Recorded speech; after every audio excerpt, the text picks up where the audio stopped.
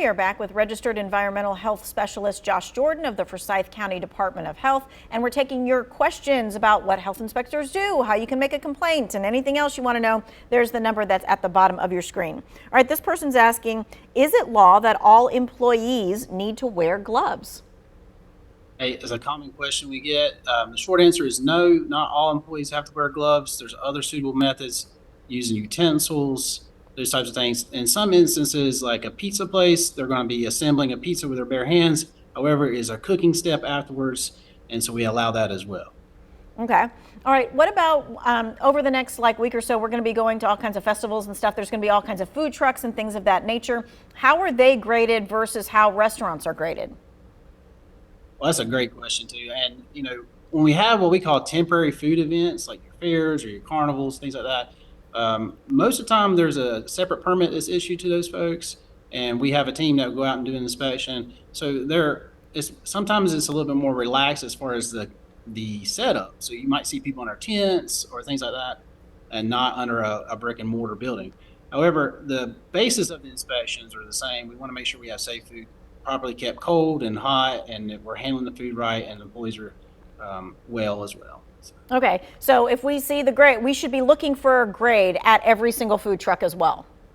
Yeah, and a food truck, absolutely. Under a tent at a carnival, there's not going to be a grade. It's just more of a checklist type inspection. So just understand that not every truck or tent you see might not have a grade. Some are under the regulation of the Department of Agriculture, like your confectionery foods, your desserty types of foods. Those fall under their jurisdiction and not the health department. Okay, so don't expect to see a grade like at the ice cream place, or if they're doing cotton candy, that kind of stuff. Not unless they're doing some extra type of food preparation that might involve us. Okay, I got this question twice last week, and it was somebody asking, don't people who have beards have to wear a beard guard, kind of like a hairnet? People still wear hairnets? And then let's talk about the beard guard. Yeah, great question. The short answer is yes, they should be wearing beard restraint, hair restraints if they're preparing food. Outside of a minimal risk from a server, so individuals that are just serving plates of food from the kitchen to the table, they're not required to have hair restraints.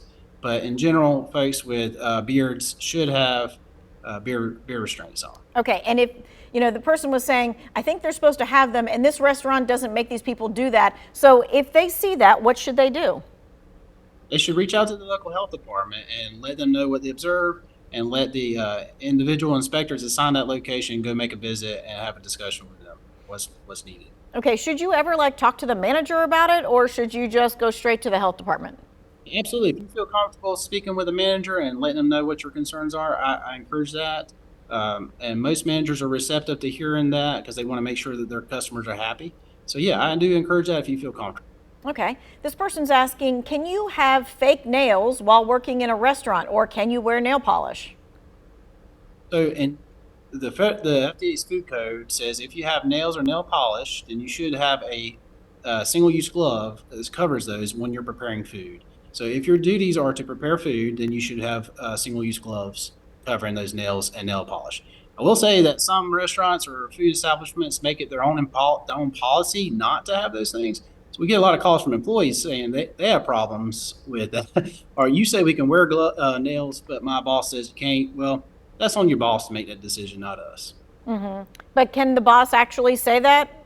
Absolutely. They can make more stringent policies than we have in the food. Because they're going over and above what the health department is saying. They just can't go under what the health department is saying. That's right. Gotcha. Okay. Someone says, should people that handle money handle food? In general, no. What they need to do is if they're handling money, they have to wash their hands in between prepping food. There are some instances where you have an ice dispenser or ways to handle ice in a method that you're not going to contaminate the food. So you may see some folks that handle money, make a drink. Those are very minimal food preparation tasks that we allow that to happen. But in general, if you're handling money, you got to wash your hands before you start making food, and that can be a little bit difficult if you're really busy between money and food. So in general, you probably shouldn't do it. If you can have two people for two different tasks, that seems to be the best way to go. Gotcha. You brought up the ice maker, and I know that is a spot that you guys target. Absolutely. Tell me Yeah, why. yeah, because ice is a food that is being made for you to consume. Now, it's not something that necessarily has to be kept cold, but if it gets warm, obviously it melts. But the machine itself, the apparatus that's making the ice, the chute that's dispensing the ice, all these components need to be kept clean. So we try to do our best to make sure that they are clean. Yeah, because mold can grow and then you can get sick from that. Absolutely, yeah. You can if you see that it's mildew, like a pink tinge or a black tinge, is a mildew buildup. Yeah, we need to know. If you want to let us know, we can investigate that as well. Okay. All right. We've got one more segment with our environmental health specialist, so you can get your question in. Right now, we're going to take a break and take a look at the forecast.